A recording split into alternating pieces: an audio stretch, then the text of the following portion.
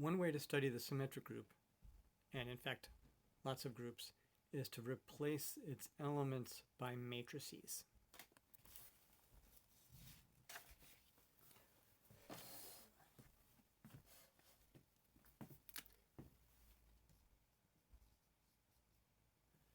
So the idea behind this is that we understand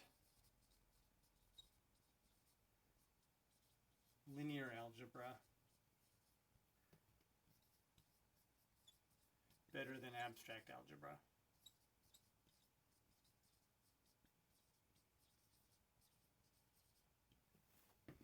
And by we, I basically mean everybody in the world. The human race understands linear algebra better than abstract algebra. So, given that fact, the strategy is, let's say we're given an abstract group G or ring R.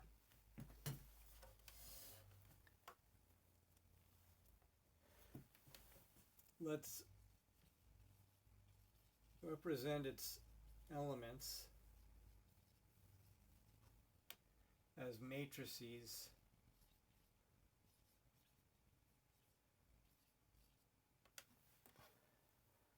well, matrices are linear transformations depending on whether we're using coordinates.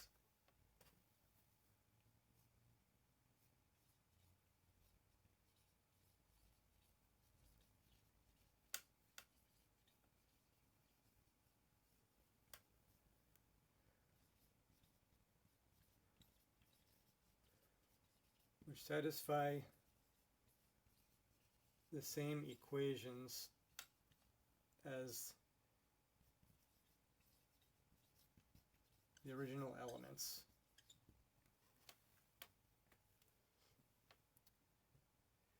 And then we're basically reducing everything to linear algebra.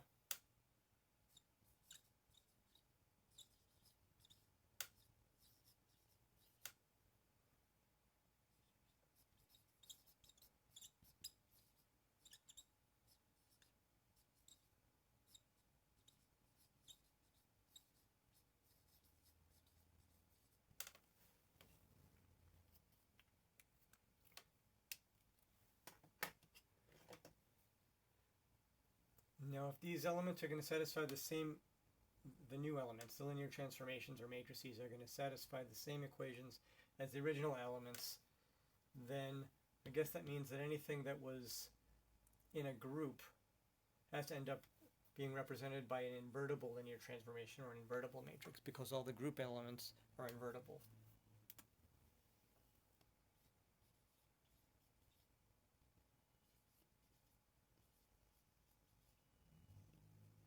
So the group elements, and I guess the units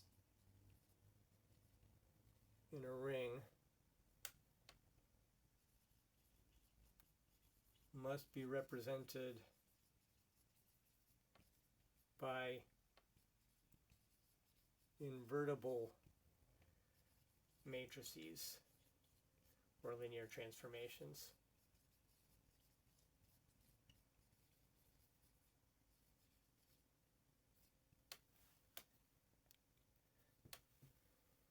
So let's give some definitions for this strategy. Let's let V be an F vector space.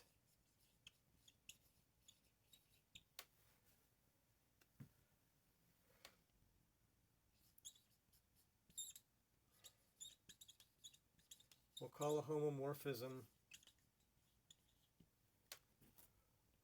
rho from G to GLV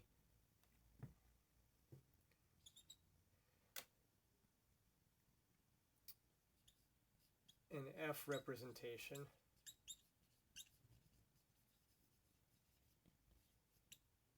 of G. So if this is a complex vector space, we'd call it a complex representation of G. and we'll call a homomorphism rho from a ring R to endomorphisms of V. So these don't all have to be invertible. Only the units in the ring are going to get mapped to invertible matrices. We'll call that an F representation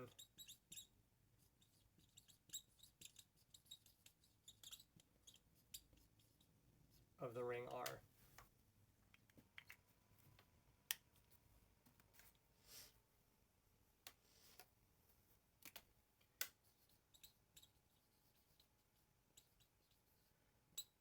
Now we're usually going to use the field of complex numbers or real numbers.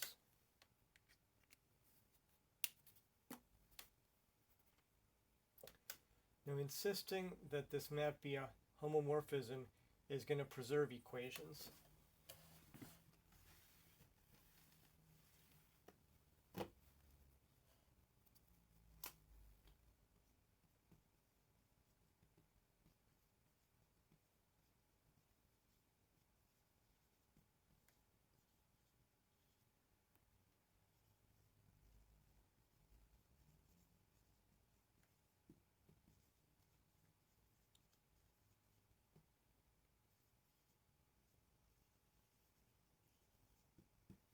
Well, that's basically what a homomorphism does.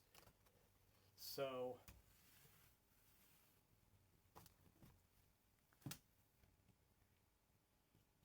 if G1, G2 equals H in a group G, then rho of G1, G2 is going to be rho of G1, rho of G2, because it's a homomorphism. Actually, I probably should have started with this. Rho of G1, rho of G2 is going to be rho of G1, G2, because it's a homomorphism, and that is just rho of H. So rho of G, rho of G2 equals rho of H, just like G1, G2 equals H. And then if R1, R2 plus R3 equals R4 in the ring,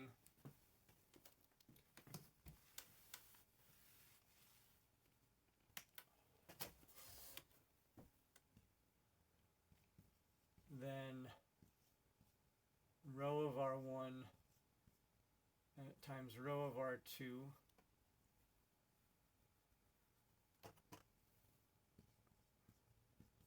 plus rho of R3 is going to be rho of, since this is a ring homomorphism, R1, R2 plus R3, which is just rho of R4.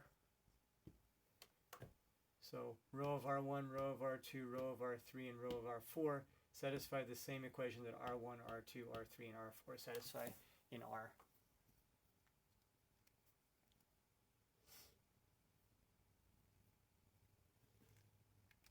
So this equation's in G, and this equation is in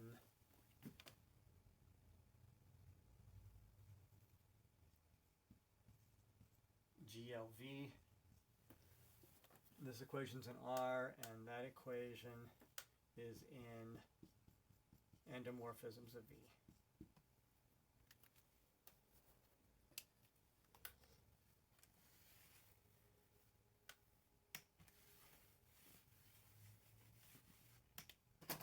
Now we don't insist that rho be an isomorphism.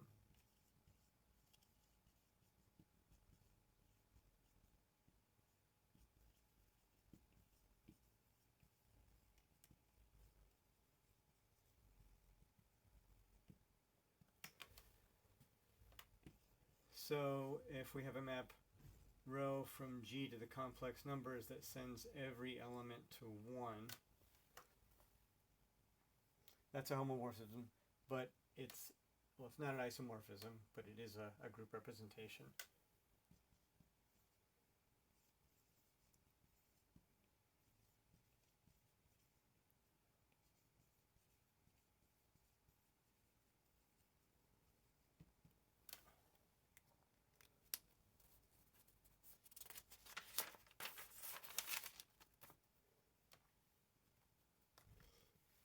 Alright, now let's concentrate on the field being the complex numbers, or real numbers.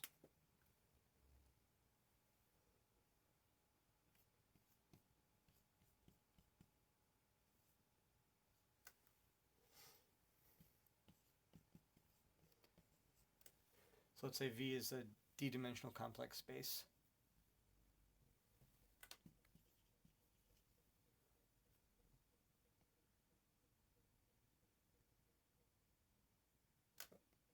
Alright, might not necessarily be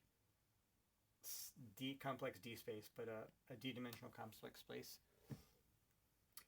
And if rho from G to GLV is a complex representation,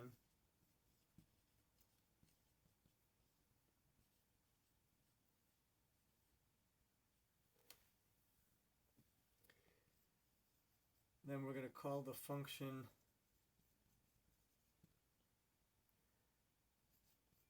chi-rho from G to the complex numbers given by sending an element little g to the trace of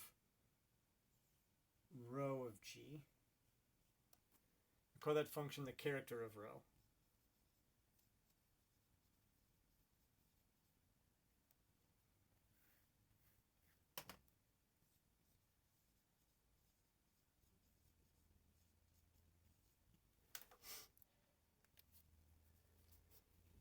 Now, group characters are traces basically because they're defined to be traces, but not all traces are group representations.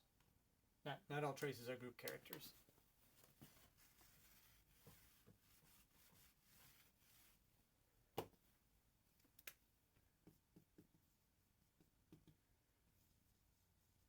So group characters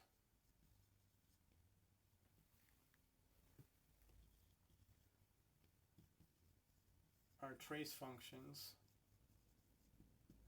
by definition,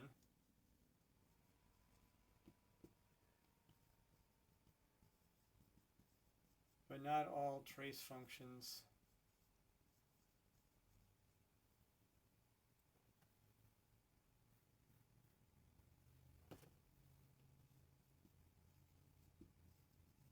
are group characters.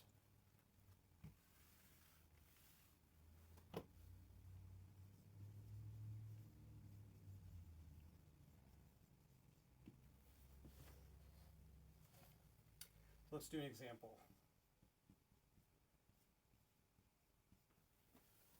Let's look at the 6 elements of the symmetric group S3.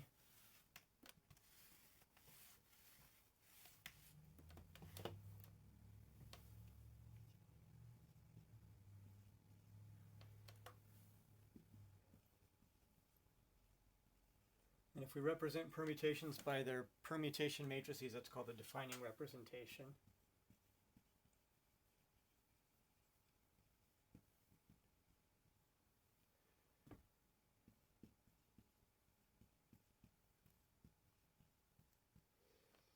So E is going to be the identity matrix. S1, so the one line notation is 2, 1, 3. So we have ones in the position 2, position 1, position 3. And then S2 is 1, 3, 2. So we have ones in position 1, 3, 2. And then S1, S2 is 3, 1, 2. That has ones in position 3, 1, and 2. Then S2, S1 is 2, 3, 1, and that has ones in position 2, 3, and 1. And then 1, 2, 1 is 3, 2, 1. So that has ones in position 3, 2, 1. And the trace, so this is rho of W. The trace is 3 because we add up the diagonal entries and get 3, 1, 1, 0, 0, 1. Now we said that trace functions are constant on conjugacy classes. And of course in the symmetric group, conjugacy classes correspond to cycle type. So let's write down the cycle notation.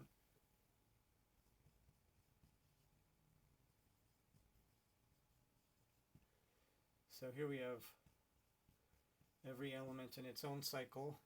Here 1 goes to 2, 2 goes to 1, 3 goes to itself, 1 goes to itself, 2 goes to 3, 3 goes to 2. Here 1 goes to 3, 3 goes to 2, 2 goes to 1, 1 goes to 2, 2 goes to 3, 3 goes to 1, and 1 goes to 3 and 3 goes to 1. And then the cycle type is 1, 1, 1, 2, 1, 2, 1, 3, 3, 2, 1.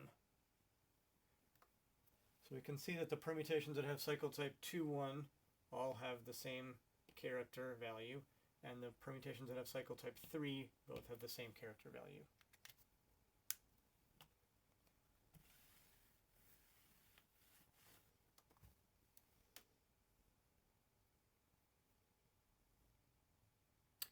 And I guess that's all I have to say about that. The end.